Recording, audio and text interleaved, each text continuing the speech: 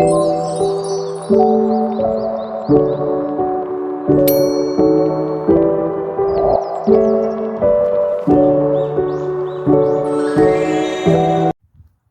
everybody, welcome to my channel, Maple Butch and Ivy, and I am Kelly. And today I'm going to be doing, actually today's the first day of doing a series on sharing a little bit with you guys some of my abundance and prosperity and what has worked for me.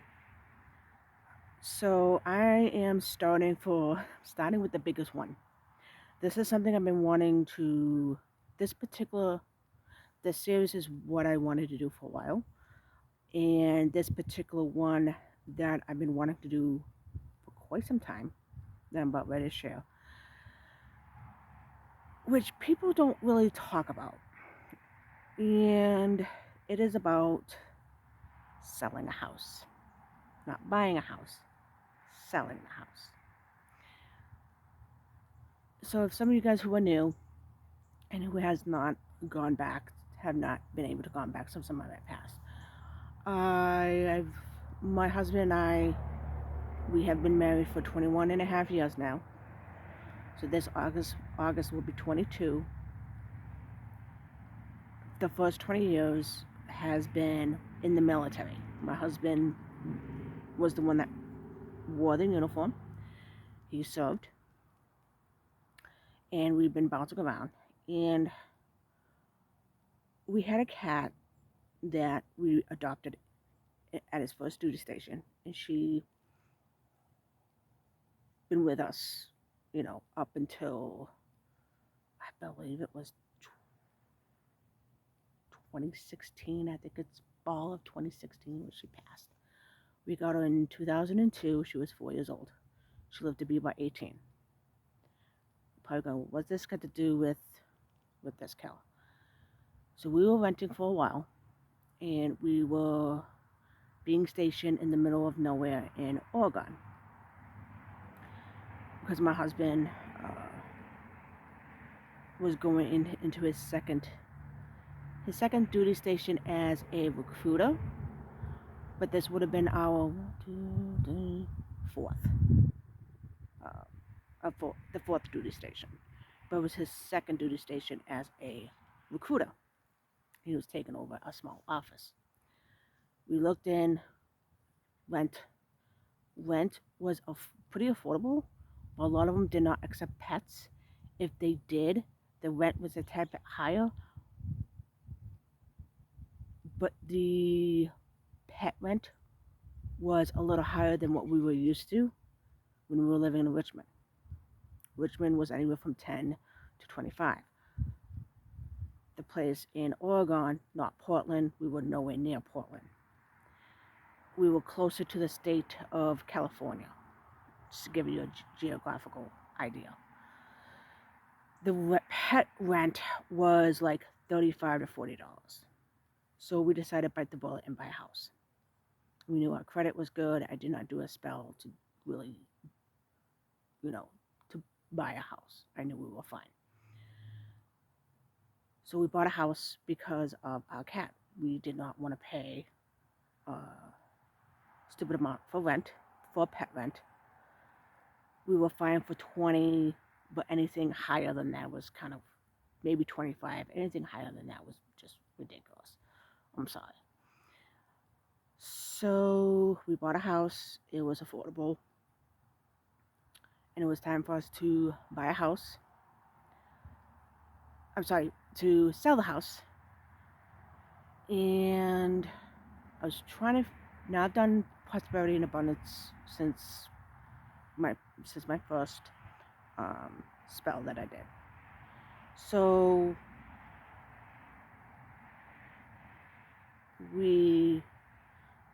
once we found out he got his orders, we used the same woman that helped us find a house while we're living in Richmond, Virginia. We called her up over in the West Coast. She was our eyes and ears. She did not screw us. She was great. So because of that, we decided to use her again to help sell the house. So I'm sitting there racking my brain, trying to figure out, okay, I've never done this type of walking before. So I looked up an Etsy uh, wood shop that was in California. Like I said, we live near California. So I hit the one. I bought some stuff from this store before, and I asked the owner, "This is what I'm planning on selling a house because of X, Y, and Z, and I'm curious because she sold like certain prosperity and abundance, and she brought up three different ones. One was just a general abundance money kind of deal. One was I don't remember what the second one was. I do remember being going, okay, that's kind of close. And then she brought up this third one. I'm like, that's it. And it's in a gel, and I ordered it. It came with a small bundle of fresh herbs. One of them was like a small little I think it was juniper branch or cedar. I can't remember which one. There was a couple other little things, and on you know I know some people have scared of putting certain things on top of a candle, especially a gel candle. But the key thing is you just put it. You only put like one or two. That's it. You don't need to put any more. So that's kind of what I did. There was already oils in there. There was already like gold glitter that was already in there when I opened it up. And what I also did was I took the business card of the realtor that we're working with. And then I wrote down the name of the company that she was working through her broker. And then I wrote down like the potential buyers. Like I just wrote down like um, the broker and the realtors for the potential buyers, so that the four of them come together to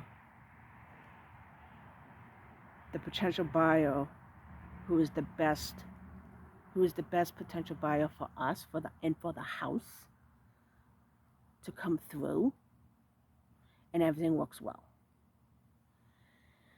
And I lit it almost. I started on a Thursday and just went every day till it went down. We had a lot of showings, and we did have a potential buyer. So of course, we had to leave because we had to go to my husband's his next duty station, which was the other side of the country. So we went from West Coast to East Coast.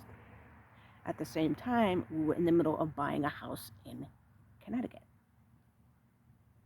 So that was going through.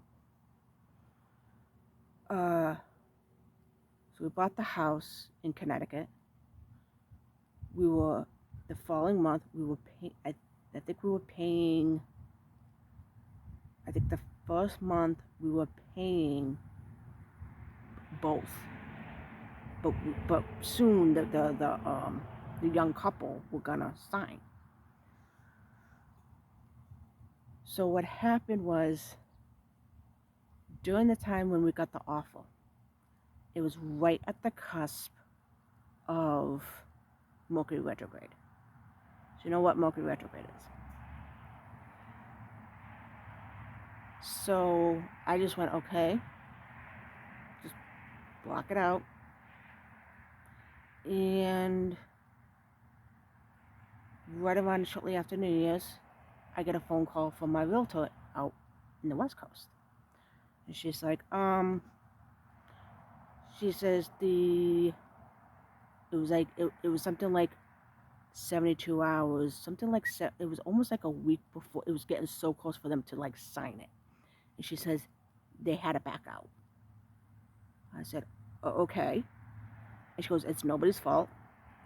She says the young couple, they were moving there based on their job.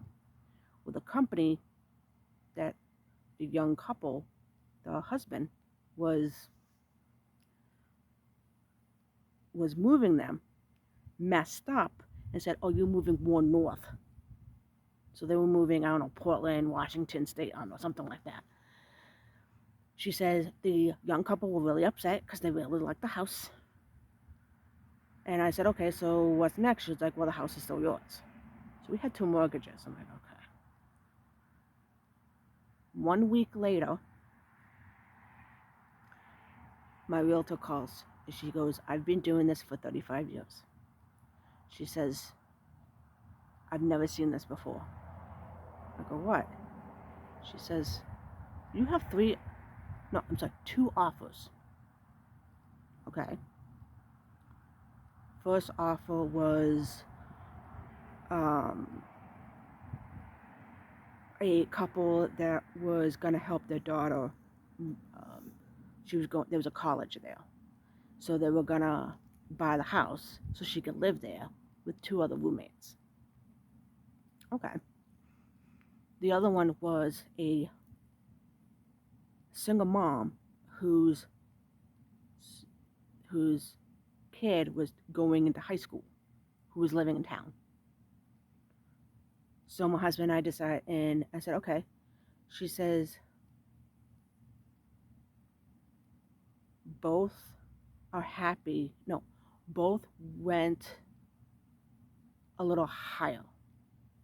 And both, So I said, okay, let me talk to my husband. So my husband came home, told him what was going on. So we called her up, and she says, like I told your wife, I've never seen this before in the 35 years. I can't remember it was higher or they were happy with the price. Because I think the couple before that wanted it go down. And we're like, fine, you know what? You want to knock a few grand, fine. I think they were going down like 10 grand or something like that. That's what it was. The 2 people that wanted it were happy with the price. Was happy with the price. Both of them. There's no up, no down, no nothing. So my husband and I decided to go with the single mom and her kid who's already in town. So I gave it to them. Sign everything else. So we had everything said and done. We had some money from that. Second time, I used the same candle. I decided to order it because I knew we weren't going to stay in Connecticut. When it was time for us to sell the house, luckily we had a realtor who lived across the street from us that we became friends with. She went through the whole house. She saw the yard, everything else. I mean, we had a koi pond. There was a garage underneath the house, as well as a separate 2-car garage with a